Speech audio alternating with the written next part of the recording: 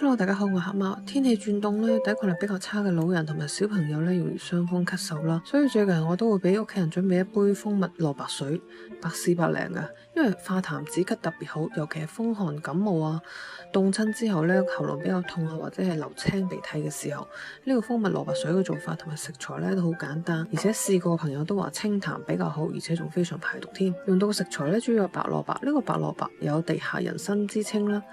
而且醒脾胃、通氣又清熱，揀一個拎起身比較重手嘅白蘿蔔，水分比較足就可以噶啦。另外再準備一啲蜂蜜，我準備嘅咧係桂花蜜，桂花蜜有桂花嘅香氣，非常之提神。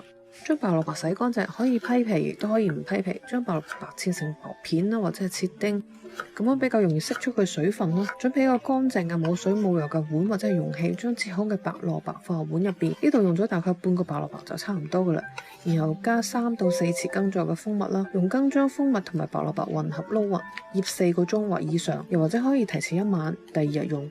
白蘿蔔咧就會釋出好多嘅蘿蔔汁水。呢個蜂蜜蘿蔔汁方法咧，好多老一輩人都識用嘅。生嘅白蘿蔔醃製出汁水之後咧，會有白蘿蔔嘅氣味，所以我用桂花蜜咧可以掩蓋一啲味道，小朋友都啱飲。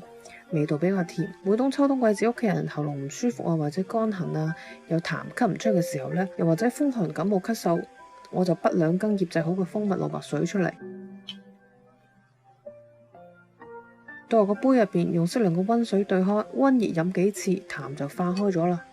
兌水溫度盡量係溫水更加好，盡量唔好用凍水或者係啱啱煲滾嘅滾水，溫水充服，味道甜甜地，好好飲啊！呢個方法可以做日常嘅預防潤喉，而且亦都潤腸。蘿蔔通氣又清熱啦，食療代替食藥，提高免疫力，記得收藏起嚟啊！今日嘅分享就到呢一度，多謝大家。